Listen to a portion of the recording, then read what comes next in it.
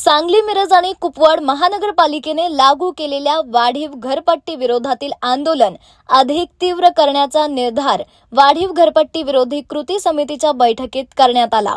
20 जुलै रोजी महानगरपालिकेसमोर बोंबाबोंब आंदोलन तर मागण्या मान्य न झाल्यास 4 ऑगस्ट रोजी सांगली, मिरज आणि कुपवाड शहर बंद ठेवून महापालिकेवर भव्य मोर्चा काढण्याचा इशारा देण्यात आला आहे।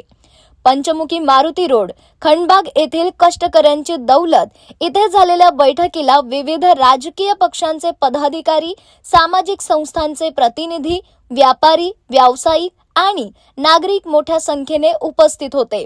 यावेळी महापालिका प्रशासन, सत्ताधारी पदाधिकारी आणि नगरसेवक वाढीव घरपट्टीच्या प्रश्नावर मौन बाळगत असल्याबद्दल तीव्र नाराजी व्यक्त करण्यात आली।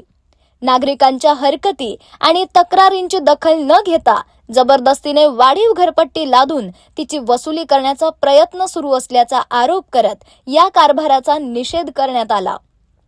सोमवार 20 जुलै रोजी सकाळी 10:30 वाजता महापालिकेची महासभा सुरू होण्यापूर्वी मुख्यालयासमोर बोंबाबोंब आंदोलन करण्यात येणार आहे।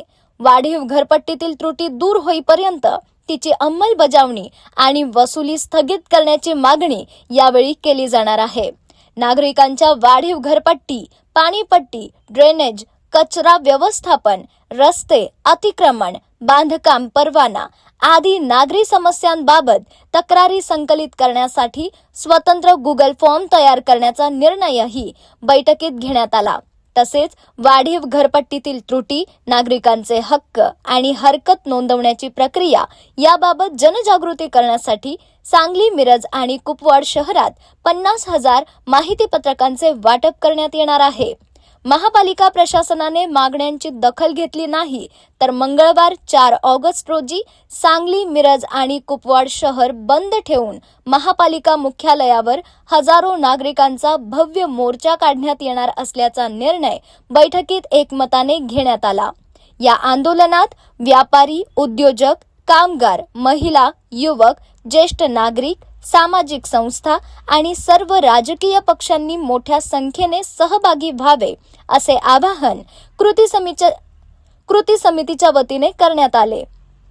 बैठकीस सतीश साखळकर, हनुमंत पवार, तानाजी सावंत, विष्णू बर्वे, माजी नगरसेवक मुन्नाभाई कुरणे, रवींद्र वळवडे, ॲडव्होकेट अजित सूर्यवंशी, बाळासाहेब मासुरे, गजानन मिर्जे, माजी नगरसेवक विनायक सिंहासने, विकास मगदुम, डॉक्टर संजय पाटील, महिम शेख, नितीन चव्हाण, डॉक्टर ज्ञानचंद्र पाटील, रेवती हातकणंगलेकर, किरण कांबळे, सुरेश दुधगावकर, मोहन जगताप यांच्यासह विविध पक्षांचे पदाधिकारी, सामाजिक कार्यकर्ते आणि नागरिक उपस्थित होते। आज सांगली, मिरज आणि कुपवाड शहर महानगरपालिका क्षेत्रातील अन्यायकारक फसवणुकीने काढलेल्या वाढीव घरपट्टीच्या विरोधात आज व्यापक मीटिंग संपन्न झाली। सदर मीटिंगसाठी सर्व राजकीय पक्षाचे पदाधिकारी, कार्यकर्ते, सामाजिक संस्थांचे पदाधिकारी, कार्यकर्ते, विविध संस्थांचे पदाधिकारी उपस्थित होते। आज सर्वांमध्ये आपण गेले 1.5 ते 2 महिने झालं कायदेशीर मार्गाने आपल्या न्याय हक्कासाठी विविध निवेदन दिले, प्रस्ताव दिले। मात्र मनपा प्रशासन असेल किंवा सत्ताधारी असतील किंवा सर्व सन्माननीय नगरसेवक काही अपवाद सोडले तर दाबून हुकुमशाही पद्धतीने घरपट्टीची बिले काढण्याचा जो प्रकार चालू आहे त्याचा निषेध व्यक्त करण्यात आला। आता टप्प्याटप्प्याने आंदोलनाची व्याप्ती वाढवण्याचे ठरलेलं आहे। त्याच पद्धतीनं 20 जुलैला महासभा आहे, त्या दिवशी सकाळी 10:30 वाजता बोंबाबोंब आंदोलन महापालिकेच्या दारात करण्यात येणार आहे। त्या दिवशी सर्व आजच्या बैठकीतील व ज्यांना शक्य आहे त्यांनी उपस्थित राहायचं आहे। त्याच्यानंतर 4 ऑगस्ट मंगळवार 2026 रोजी सांगली, मिरज आणि कुपवाड शहर महानगरपालिका क्षेत्र पूर्ण कडकडीत बंद ठेवून एक मोठा हजारो लोकांचा मोर्चा या महापालिका मुख्यालयावर आयोजित करण्यात येणार आहे। याची सर्व नागरिक बंधू भगिनींनी व प्रशासनाने नोंद घ्यावी। तसेच गुगल फॉर्म काढण्यात येणार आहेत। महापालिकेच्या घरपट्टीबरोबर आणण्याच्या ज्या समस्या आहेत, मग कचऱ्याच्या असतील, कुत्र्याच्या असतील, पिण्याच्या पाण्याच्या असतील, अशा सर्व तक्रारीबाबत व्यापक गुगल फॉर्म भरून घेण्यात येणार आहे। तसेच नागरिकांच्या जनजागृती करण्यासाठी खास करून माझं थोडं वाढलंय, थोडं कमी झालंय, तुमचं काही जरी झालं तरी ह्या महापालिका प्रशासनाने सरळ खासगी कंपनीला हाताशी धरून सत्ताधारी भारतीय जनता पार्टी असेल व सर्व सन्माननीय नगरसेवक असतील यांनी सरळ आपल्याला फसवलेलं आहे.